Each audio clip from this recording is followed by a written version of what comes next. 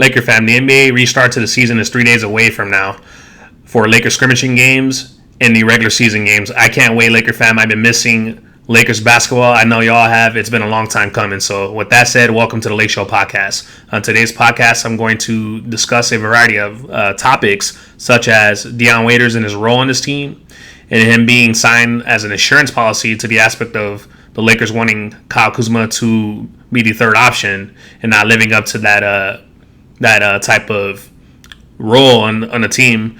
And also, I believe Dion Waiters was signed for critical reasons, and I'll get into that. And then one of them is pertaining to the Los Angeles Clippers.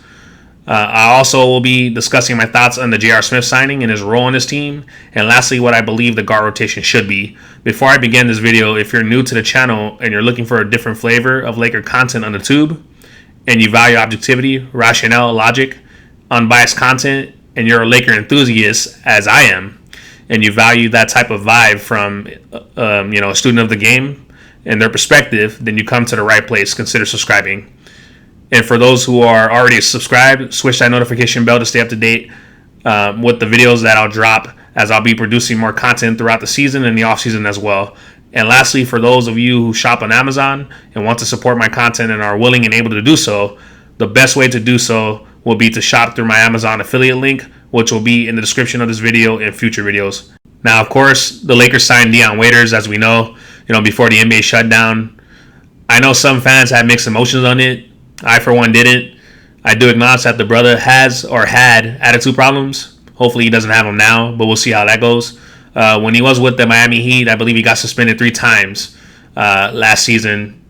And the most recent one was for edibles, I believe, marijuana edibles on a team plane. I think he blacked out or some shit like that, if I recall correctly. The other was conduct detrimental to the team. Him challenging Coach Spo, talking back on the bench, and then taking shots at teammates on social media. Just immature shit of him, to do that. I know Rouse, after the 3rd time, wasn't having it.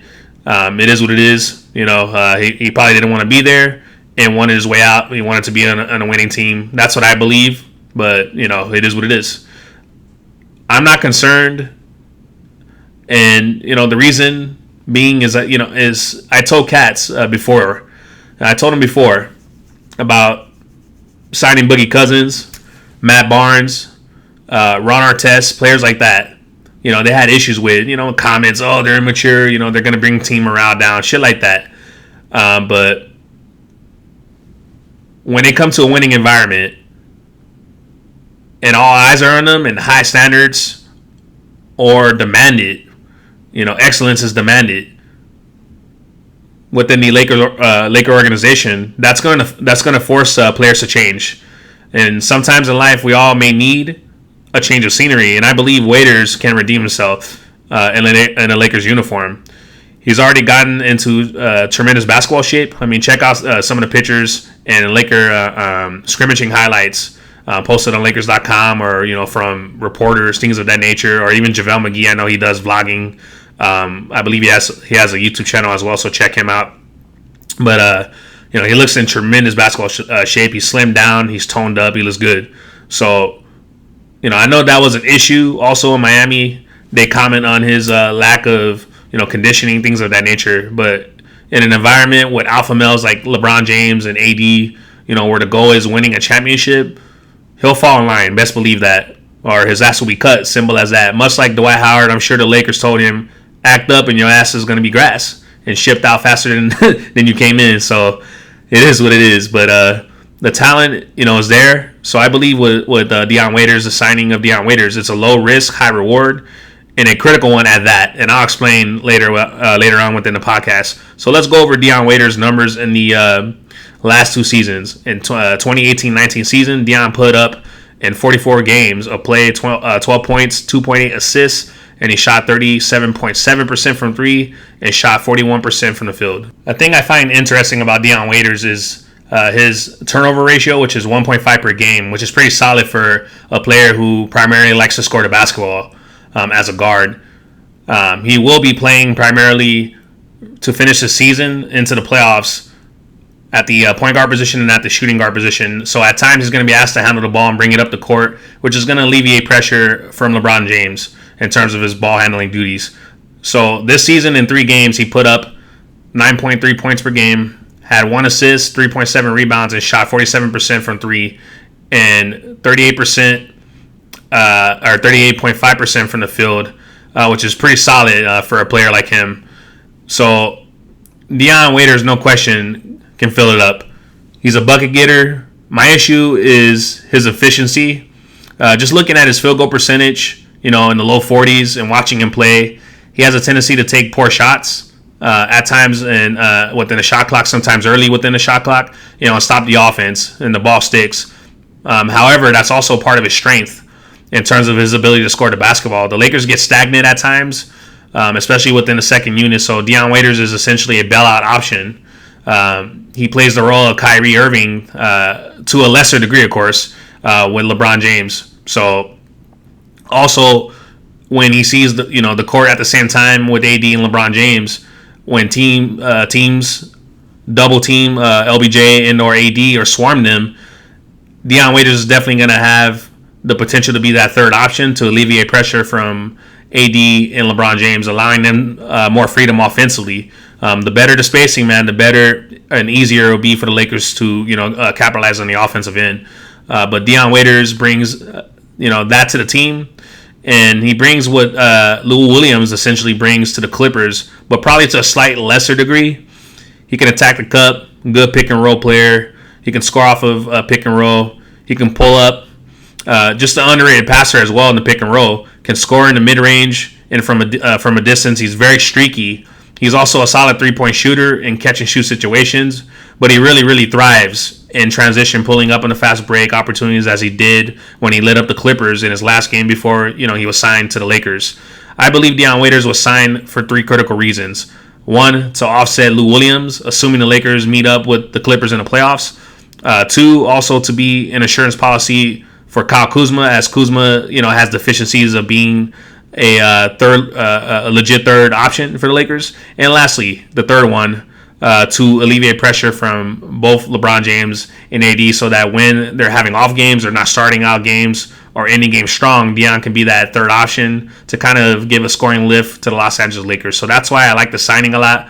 There's more pros to it than cons from my perspective. Now, moving on to J.R. Smith, the Lakers also signed him, as they did Dion Waiters, of course, for the rest of the season, being that Avery Bradley decided to sit out for the season for personal reasons in regards to the pandemic. I know some Laker fans on social media didn't like the signing. I personally wanted Alonzo Trier from the Knicks, but I was okay with J.R. Smith signing. Reasons being is that he has good chemistry with LeBron James from playing with him on the Cavs. He's also went through battles with LeBron James in terms of the playoffs and the finals and things of that nature, and has won an NBA title with him. He knows what it takes to win with LeBron James. He knows how to play with LeBron James. He knows his temperament, and he caters to LeBron James in the LeBron James system.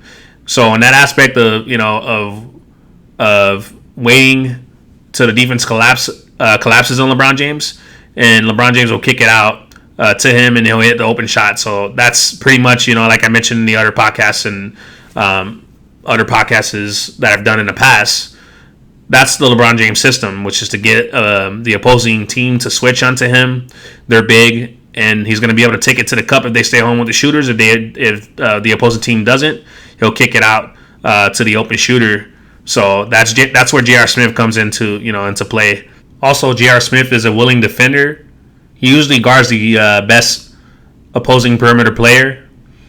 I like that aspect about him. He tries on the defensive end, and he doesn't back down. He's not a great defender, but effort goes a long way as he makes the opposing offensive player exert more energy. That's what it's all about, man, effort and grit, and he has that. He's also good off the ball and a good rim finisher. So, JR brings experience with LBJ and chemistry, a willing defender that will defend with energy and effort, a player who can space the floor and shoot from 3. JR is a versatile defender that can, make opposing point guards, shooting guards, and small forwards. He can defend 1 through 3. He'll make them work. And, the Lakers need guys like that on the team that can do a little bit of everything and that specialize probably in one thing, which is shooting, which offers the Lakers floor spacing, making them tougher to beat, and that allows AD and LeBron James to post up a little more and/or attack the cup. Sure, he can be a bonehead at times, and he hasn't played in the NBA for 2 years or so, but I believe he's learned from his flops, and so he'll be fine. In the 2018-19 season, Smith put up per game in 11 games of play, 6.7 points, 1 steal, 1.9 assists, shot 80% from the free throw line, and his career average from the 3-point line is a pretty solid damn number in 37.3%, which is a much needed asset to have for the Lakers in terms of floor spacing. I believe Waiters and Smith can nullify or give equal output to the Clippers' secret weapon in Lou Williams. Sweet Lou gets buckets, man. He's a perennial Sixth Man of the Year award winner. The brother can score from all over the court practically. He gives the Clippers consistent, instant offense, and he draws fouls and gets to the free throw line at will. Guarding him is a bitch, man. Straight up, it's a pain in the ass. He makes the Clippers extremely potent and difficult to beat. When we seen the last game versus the Clippers, the major flaws that I've seen in this game, and I've known all along, but in terms of the Clippers, he's a defensive liability, man, as a player, and it's difficult to hide him. But his major weakness is team defense and one-on-one defense, especially one-on-one defense. Lakers kept putting him in pick-and-roll situations, having guards screen for LeBron James, whether it was Avery Bradley or Danny Green.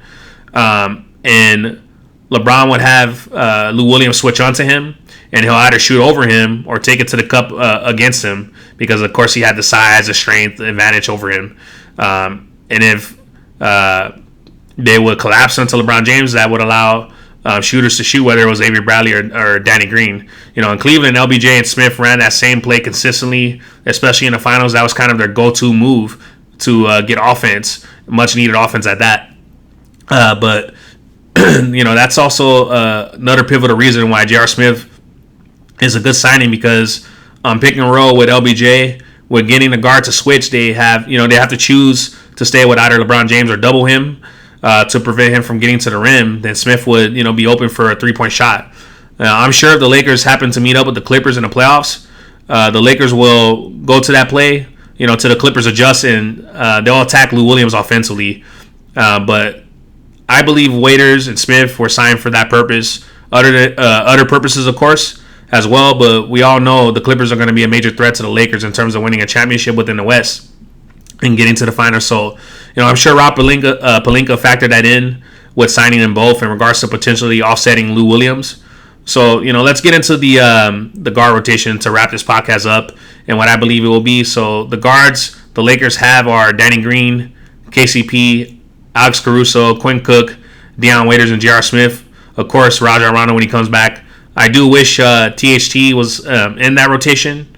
I wish he would get ticked, but his time will come. So we'll see how that goes. But I believe the starting lineup, once the scrimmages start and the regular season starts for the 8 games, I believe, until the playoffs, will be KCP, Danny Green, LBJ, AD, and JaVale McGee. I can see Deion Waiters and Smith being the main substitutions off the bench for KCP and Danny Green. I also can see when the Lakers go small, the main options off the bench and or a second unit lineup will be consisting probably of Deion Waiters, Alex Caruso, J.R. Smith, Kyle Kuzma or Markieff Morris, and Dwight Howard. I believe Kuzma's minutes at the small forward position or backup power forward position would drop with Deion Waiters being on the team and being a more dependable scorer, and with J.R. Smith playing a little bit at the small forward position, at times. I believe that lineup will be the primary second option. I could see Waiters and Smith at times finishing games with LBJ and AD in the lineup as well as with Dwight Howard, or a lineup that will finish games consisting of Waiters, KCP, Smith, and LBJ and AD when they go small. Two above decent to decent defenders on the perimeter, and KCP and J.R. Smith, and then you have AD at the rim. Plus you'll have three scoring options within the lineup. And don't sleep on J.R. Smith too, because he can get streaky as well. But then you'll have scoring options in AD, of course, LeBron James, and Deion Waiters, and then you'll have shooting and floor spacing with KCP and J.R. Smith. So to me, that probably is the best optimal lineup in terms of everything that encapsulates what is needed in terms of floor spacing, defense, scoring, etc., etc. That we'll probably see finishing games. I also would like to see Quinn Cook possibly get some tick in the guard rotation, but it's going to be very difficult because the guard rotation is jam packed, man. Especially when Rondo comes back. I could see the odd man being out, or the odd man's being out in the guard rotation. And overall, from my perspective, is Danny Green, Kyle Kuzma, and Alex Caruso. I don't believe Caruso is going to get a lot of tick within Rondo's absence due to an injury. That he's going to be one of the main players, off the bench to get a good amount of Rondo's minutes. I just don't believe that. I don't see it. And I know at least some of Caruso's stands were excited about Rajon Rondo's injury, which is petty as fuck, but it is what it is. Feasibly, J.R. Smith, Deion Waiters, they have more probably to offer than Alex Caruso. Alex, of course, can cut to the rim, move off the ball well. He provides energy and toughness and defense. I see Waiters and J.R. Smith getting more of Rondo's minutes in his absence and being more of the main backup options at the guard positions off the bench, just because of the fact that they can score at a higher volume than Alex Caruso. Of course, and then J.R. Smith's not a bad defender. He's not great, but he's decent. I will say Alex, of course, defensively over them three. So, but they just offer more. But anyway. All right, Laker fam, that's it for the podcast. Get up in the comment section. Let me know what you guys think about the J.R. Smith and Deion Waiters signings. What do you guys think the guard rotation should be? And do you guys think that Deion Waiters can be the legitimate third option for the Lakers? Comment, like, share, and subscribe. I'm Tony on the Lake Show Podcast, and I'll see you guys in the next podcast. Peace out.